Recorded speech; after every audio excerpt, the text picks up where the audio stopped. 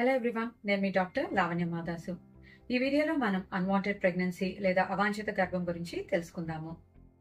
ఓపీడీలో period problems తర్వాత ఎక్కువ మంది ఆడవాళ్లు మమ్మల్ని అప్రోచ్ అయ్యే ప్రాబ్లం అన్వాంటెడ్ ప్రెగ్నెన్సీ. కొత్తగా పెళ్ళైన వాళ్ళు ఇంకా మాకు టైం కావాలి, మేము ఇంకా ప్రెగ్నెన్సీ ప్లాన్ చేసుకోలేదని వచ్చిన ప్రెగ్నెన్సీ అబార్ట్ చేయించుకోవడానికి వస్తూ ఉంటారు.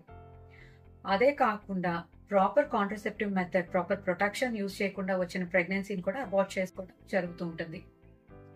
డెలివరీ అయిన తర్వాత ఫీడింగ్ ఇచ్చే టైంలో పీరియడ్స్ రాకుండానే ప్రెగ్నెన్సీ వచ్చే ఛాన్సెస్ ఉంటుంది. ఇది తెలియక చాలా మంది ఆడవాళ్లు 4th and 5th months లో కూడా అబార్షన్ కోసం మమ్మల్ని అప్రోచ్ అవుతూ ఉంటారు. ఫస్ట్ బేబీ ఇంకా చిన్నగానే ఉందని, నెక్స్ట్ ప్రెగ్నెన్సీకి ఇంకా గ్యాప్ కావాలని కూడా కొంతమంది వచ్చిన ప్రెగ్నెన్సీని అబార్ట్ చేయించుకుంటూ ఉంటారు. కొన్నిసార్లు చివెక్టమీ ఆపరేషన్ ఫెయిల్ అయ్యి కూడా ప్రెగ్నెన్సీ వచ్చే ఛాన్సెస్ ఉంటుంది. కొంతమంది 40 years ఏజ్ లో కూడా అన్వాంటెడ్ ప్రెగ్నెన్సీతో వస్తూ ఉంటారు. అండ్ 1-2 కేసెస్లో సాడ్ థింగ్ ఏంటంటే ఆమెతో పాటు వాళ్ళ డాటర్ కూడా ప్రెగ్నెంట్ గా ఉండటం.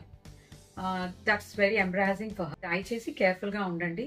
మీరు కనుక ప్రెగ్నెన్సీ వద్దనుకుంటే మీ గైనకాలజిస్ట్ ని సంప్రదించి ప్రాపర్ కాంట్రసెప్టివ్ మెథడ్స్ గురించి తెలుసుకొని మీకు సూట్ అయ్యే పద్ధతిని ఫాలో అవ్వండి.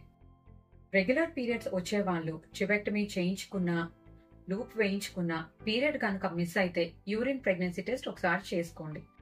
ఇన్ కేస్ టెస్ట్ కనుక పాజిటివ్ అయితే త్వరగా డాక్టర్ని కన్సల్ట్ అయ్యి ప్రాపర్ అబార్షన్ మెథడ్ ని ఫాలో అవ్వండి.